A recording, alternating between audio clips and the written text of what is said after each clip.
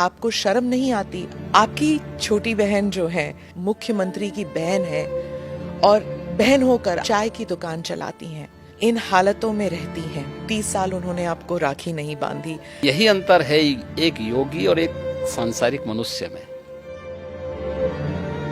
देखिए, मैं कई वर्षों के बाद गया था जी। मेरे पिताजी का जो है देहांत 2020 में हो गया था। मैं उससे पहले उनसे या अपने परिवार के लोगों से कई वर्षों से नहीं मिल पाया था। संजोग से कोरोना कालखंड प्रारंभ हो चुका था, लॉकडाउन प्रारंभ हो चुका था, तो उनके अंतिम संस्कार कार्यक्रम में मैं भाग नहीं ले पाया था। आपके पिताजी के? हाँ। तो मुझे जब गत वर्ष अवसर मिला था तो मैं अपनी माँ से मिलने के लिए जरूर गया था। तो स्वाभाविक रूप से एक माँ और पुत्र के बीच में जो संवाद होने चाहिए वही संवाद वहाँ पे हुआ। आप उनके अंतिम संस्कार के लिए नहीं जा पाए, पर जब वो आपसे मिलने आते थे, आप उस वक्त चीफ मिनिस्टर थे, तो वो एक आम नागरिक की तरह आते थे, सीएम के पिता के रूप में नहीं आते थे। नहीं, यहाँ वो कभी नहीं आए। वो मुझसे मिलने के लिए, मेरी एक बार उनसे मुलाकात हुई थी नजीमाबाद में, और नजीमाबाद में मैं एक चीनी मिल के उद्घाटन में गया था।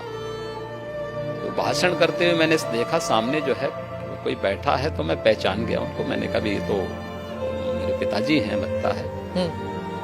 तो सभा के बीच में बैठे हुए थे। तो फिर मैंने सभा समाप्त होने के बाद अपने साथ के कुछ लोगों से कहा, मैंने कहा देखो यार वो आए हैं तो उनको बुलाओ, थोड़ा मुलाकात करते हैं। तो तब मेरी मुलाकात हुई थी। जी। आपकी छोटी बहन जो है उन्होंने एक इंटरव्यू में कहा था कि 30 साल उन्होंने आपको राखी नहीं बांधी। 2022 में एक इंटरव्यू में उन्होंने कहा कि कई वर्ष पहले जब उन्हें पता लगा कि आप घर छोड़ के आप योगी बनने के लिए निकले हैं, तो उन्होंने कहा कि वो भिक्षा मांगने वाले संतों में आपको ढूंढ रही थी और मिले नहीं आप उन्हें। बहुत मुश्किल हुआ होगा ना उन्हें? देखिए, इस सबके जीवन में आता है, लेकिन मुझे लगता है कि इन चीज़ों को हमें जो है केवल अपने स्वयं के स्मरण के लिए रखना चाहिए, और स्वाभाविक रूप से सबके जीवन में आता है।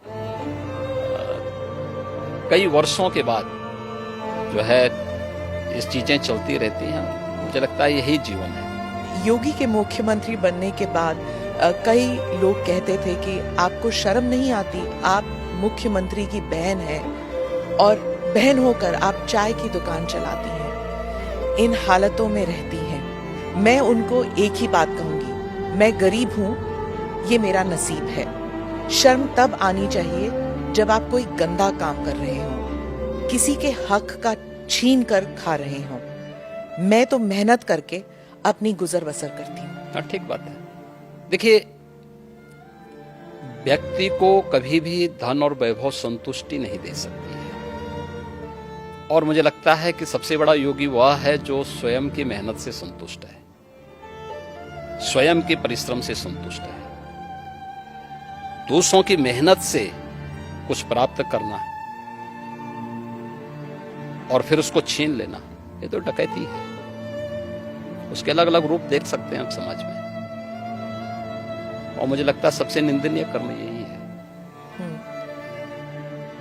और यही अंतर है एक योगी और एक सांसारिक मनुष्य में।